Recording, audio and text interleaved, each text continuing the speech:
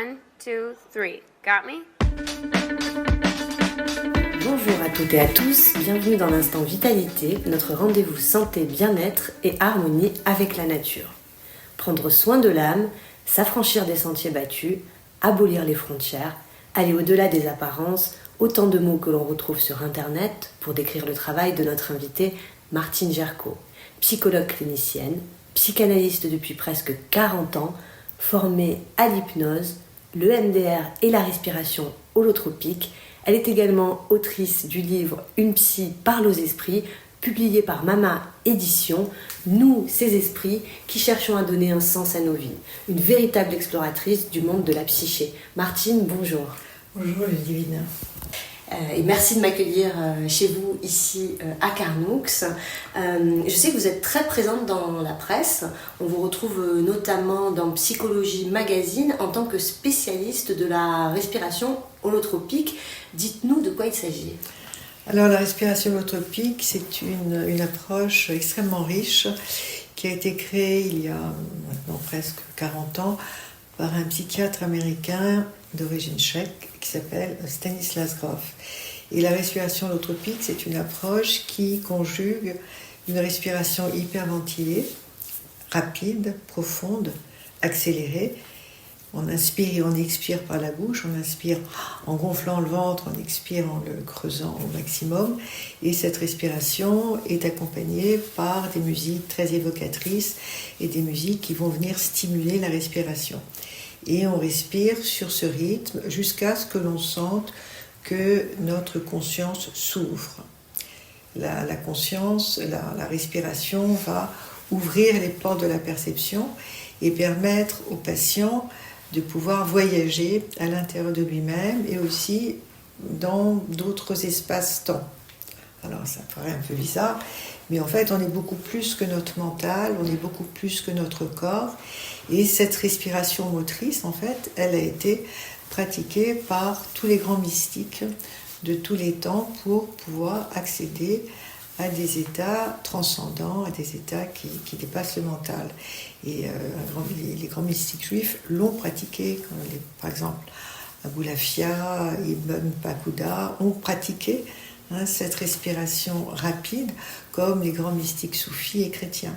Donc la respiration rapide permet de voyager, de nous dépasser et d'aller à la rencontre d'événements qui nous sont arrivés il y a longtemps ou bien que l'inconscient a refoulé parce que trop douloureux. Alors la respiration holotropique permet cela, et holotropique, c'est intéressant la construction des mots. Ça vient de holos, la globalité, l'entièreté, et tropique, trépéine, du grec, se déplacer vers. Donc la respiration holotropique, elle permet de vous rencontrer à un niveau psychologique, psychodynamique, à un niveau corporel, puisque la respiration peut créer des tétanies qui sont en fait des représentations de tensions psychologiques qui viennent se localiser dans le corps. Et puis vous vous rencontrez à un niveau spirituel puisque votre conscience s'ouvre et vous avez accès à l'inconscient collectif, à des informations. C'est aussi, si vous voulez, quand on parle de champ quantique, quand on est dans un état d'ouverture de conscience, eh bien on a accès à tout un réseau d'informations auquel on n'a pas accès en état vigile, en état ordinaire. Donc c'est une approche qui permet d'ouvrir notre champ d'exploration et notre champ d'investigation psychique. D'accord. Et en termes de bénéfices, qu'est-ce qu'on peut en attendre, bénéfices concrets ? Oui, alors ce qui est intéressant aussi, c'est que comme on va voyager dans le temps, dans notre temps intérieur, on va avoir accès à des mémoires de naissance. Et l'originalité de Grof, justement, c'est d'avoir construit une nouvelle cartographie de la psyché qui stipule, et c'est vérifié dans toutes les expériences, que en fait, l'adulte en fait est constitué par la vie intra-utérine. Ces 9 mois de gestation à l'intérieur du corps de la mère sont complètement déterminants de l'identité et de la vie qu'aura l'individu plus tard.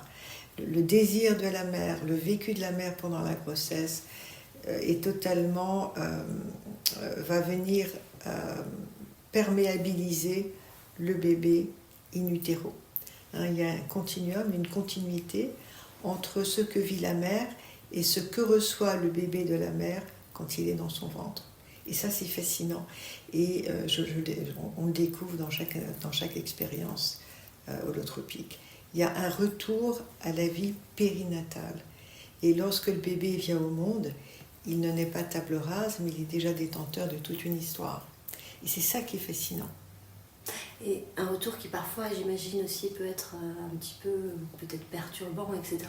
Donc, d'où l'intérêt d'être accompagné par une praticienne experte, formée à accueillir ces moments peut-être difficiles. Et j'imagine aussi qu'il y a peut-être des contre-indications pour une telle pratique. Alors, il y a une grande mode, le breathwork, la respiration, c'est très très à la mode. Et je vois même des thérapeutes qui n'ont pas été formés ou qui ont fait 1 ou 2 séminaires et qui s'imaginent pouvoir offrir cela aux patients. Alors, on peut faire ça sur Internet. Attention, la respiration hyperventilée doit se faire accompagner, jamais en solo. Et elle doit se faire accompagner d'un praticien expérimenté. Parce qu'il y a beaucoup de contre-indications. On ne joue pas avec cela. À partir du moment où on travaille avec les états d'expansion de conscience, puisque cette respiration hyperventilée crée une expansion de conscience, on doit être accompagné par un thérapeute expérimenté. Parce qu'il y a des contre-indications. Il est évident que si quelqu'un a des fragilités psychiatriques, il ne faut surtout pas qu'il pratique avec un thérapeute, même expérimenter la respiration holotropique, parce que ça peut créer des compensations. Un patient qui a des problèmes coronariens ou d'hypertension, c'est absolument déconseillé. Idem pour tout ce qui est... si vous avez un glaucome oculaire, un glaucome, c'est déconseillé. Une femme enceinte, on ne va pas la mettre en respiration holotropique, ça risquerait de créer une fausse couche. Le diabète, pareil, donc les chirurgies récentes. Donc c'est vraiment important de respecter les contre-indications pour pouvoir offrir au patient un cadre sécurisant à l'intérieur duquel il va pouvoir s'exprimer dans son expérience. Parce que c'est la sécurité du cadre qui permet aussi au patient de pouvoir se donner à l'expérience du souffle. Très bien. Et justement, en parlant des patients, concrètement, dans quel cas venir vous consulter? Moi, je sais que vous pratiquez à Paris, mais aussi sur le territoire, donc où nous sommes aujourd'hui à Carnoux. À Cassis, Carnoux, Cassis. Oui. Et finalement, dans quel cas concret venir vous voir? Alors, on vient me voir ici pour des séances individuelles, donc je ne pratique pas uniquement que la respiration holotropique, même si c'est mon dada et j'adore cette approche parce qu'elle permet à l'individu de se rencontrer sur tellement de niveaux. Et puis ça ouvre aussi à la créativité parce qu'on va découvrir des strates de nous-mêmes que l'on n'a jamais pu explorer en thérapie verbale, puisque la thérapie verbale ne va pas au-delà d'un certain âge, puisqu'il y a une espèce de refoulement de la mémoire a été refoulée. Donc ça permet d'ouvrir des portes et ça permet aussi de pouvoir se découvrir en tant qu'être nouveau. Ça permet de découvrir des capacités artistiques que l'on n'avait pas.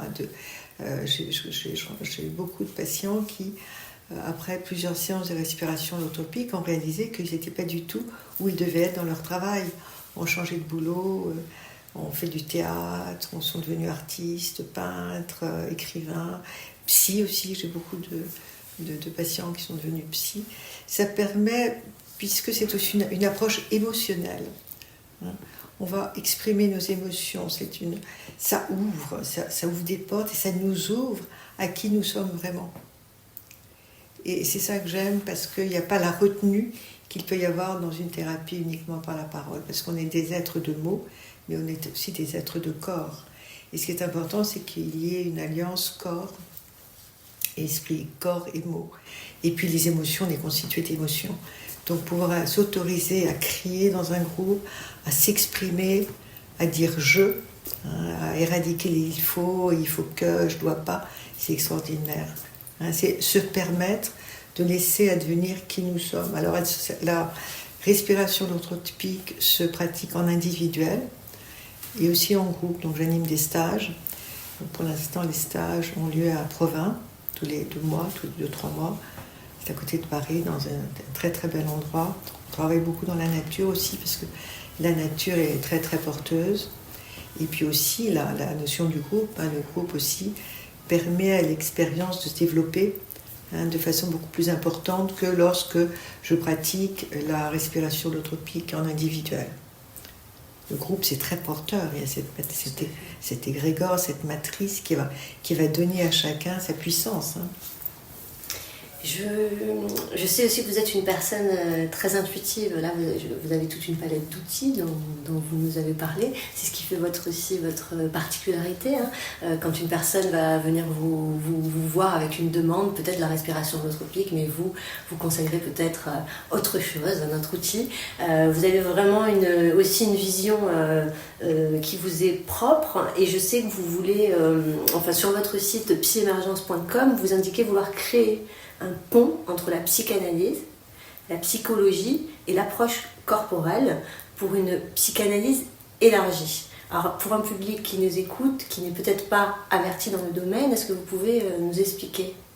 Alors moi, je suis donc psychologue clinicienne de formation universitaire et psychanalyste. Et puis, après, je sentais depuis toujours depuis le début de ma pratique, que quelque chose manquait.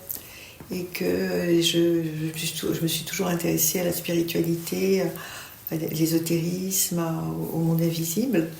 J'avais un grand-père qui était un talmudiste et kabbaliste et qui me parlait beaucoup des mondes invisibles, de la lumière, d'une forme de magie, et qu'il y avait quelque chose d'autre à l'œuvre dans l'univers. Et la psychanalyse, pour moi, a rempli beaucoup de fonctions. Et je sentais qu'il fallait que j'aille plus loin, qu'il y avait quelque chose qui bloquait dans l'approche analytique. Et puis, comme il n'y a pas de hasard, lorsque ça a été le moment pour moi, je suis allée aux États-Unis me former avec Stanislas Grof. C'est toute une histoire aussi, ma rencontre avec lui. Dans mon livre, il me parle aux esprits. J'explique tout ça, c'est que lorsque l'élève est prêt, le maître arrive. Et je sentais que j'étais bien ancrée dans ma pratique psychanalytique, j'en maîtrisais les outils, mais il y avait quelque chose qui manquait. Et puis donc j'étais mise sur le chemin de Grof, où Grof est venu sur mon chemin, et j'ai découvert, grâce à cette approche, qu'on pouvait juxtaposer les deux, et que la respiration holotropique et la psychanalyse, et que Grof était lui-même psychanalyste. Et comment il a créé la respiration holotropique, c'est à la suite de ses expériences avec le LSD. Parce qu'en fait, il est le créateur des thérapies sous LSD, et qu'il a utilisé pendant de nombreuses années à Prague, parce qu'il était d'abord à Prague, il était chef de service à l'hôpital Saint-Charles, puis un jour, le créateur de la molécule, qui était Albert Hofmann, lui envoie une caisse de LSD pour qu'il l'administre à ses patients. Grof est quelqu'un de très éthique, de très moral, il n'a pas voulu le prescrire à des patients tant qu'il ne l'avait pas utilisé lui-même, donc il s'est injecté du LSD, et il s'est aperçu, au fur et à mesure de ses voyages avec le LSD, qu'il avait accès à un réservoir de mémoire auquel il n'avait jamais été confronté. Des mémoires personnelles, des mémoires mais qui avaient été refoulées, des mémoires de naissance, des mémoires familiales. Et quand il a parlé à sa mère de tout ce qu'il avait vécu sur un plan mémoriel, de sa petite enfance, de sa naissance, du vécu de sa mère pendant la grossesse, sa mère lui dit « mais tout est tout à fait juste ». Puis il a eu accès à des mémoires archétypales, spirituelles, de vie antérieure, entre guillemets.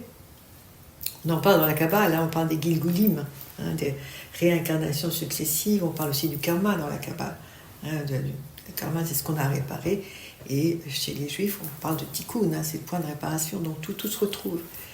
Et donc, quand il s'est senti mûr dans ses propres expériences, il en a proposé à des patients, et puis pendant pas mal de temps, et puis il a publié beaucoup.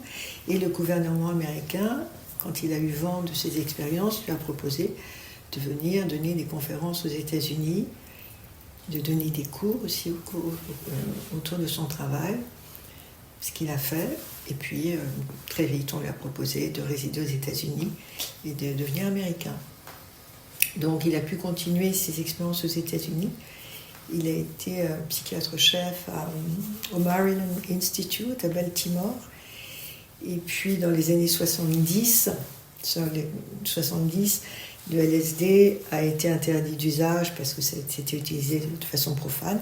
Et c'est là qu'il a eu recours, qu'il a créé la respiration holotropique, qui est finalement une alternative au LSD. C'est-à-dire on va pouvoir rencontrer des expériences identiques, mais sans l'usage, sans l'adjuvant de la molécule chimique. Tout à fait. Martine, je vous ai demandé hors antenne de préparer un partage pour les auditeurs, quelque chose que vous souhaitez transmettre. On vous écoute. Alors, oui, moi je me sens très impliquée dans ce qui se passe actuellement au niveau mondial. Moi, je suis membre de la communauté, donc évidemment, je suis très impactée. Et puis, je me pose la question en tant que psychothérapeute, psychanalyste, maintenant, quel rôle je peux avoir sur un plan actif, sur un plan... je pense que le psy ne doit plus actuellement demeurer dans cette tour d'ivoire et on disait toujours le psy hors du politique, mais je crois qu'on ne peut pas être en dehors du politique. Enfin, actuellement, le monde va mal. On ne peut pas se bercer d'illusions. Et alors, ce que je dis, et ce qui me fait du bien à moi, et ce que j'essaye de faire, de partager, par rapport au tourbillon de violence dans lequel le monde est en train de se noyer, une espèce de... Donc, il y a une phrase qui me fait du bien et qui est une phrase de Rabbi Nachman de Bretzlav, qui était un maître chassidique, et qui me permet de m'apaiser de ce déchaînement humain. Et alors je regarde le ciel, et c'est ce que Rabbi Nachman préconisait à ses disciples. Et je vais vous lire cette phrase, parce qu'elle m'inspire depuis très longtemps, et je regarde le ciel le soir, et j'entends Rabbi Nachman qui parle à son disciple. « As-tu regardé le ciel ce matin ?»« Non, Rabbi, je n'en ai pas eu le temps. Crois-moi, dans 50 ans, tout ce qui est là aura disparu. Il y aura une autre foire, d'autres chevaux, d'autres charrettes, des gens différents, et je ne serai plus là. Et toi non plus. Alors, qu'y a-t-il de si important pour que tu n'aies pas eu le temps de regarder le ciel ? Et j'ai envie de vous dire, et de me le dire aussi à moi, suivons en fraternité la philosophie de cette âme éclairée pour nous réparer et pour aider le monde à se réparer. Merci pour ces mots du cœur, Martine. Merci pour votre témoignage et pour cette rencontre. Notre chronique touche à sa fin. On se retrouve la semaine prochaine pour un nouvel épisode de l'Instant Vitalité. En attendant, prenez soin de vous. Merci à vous, Ludivine.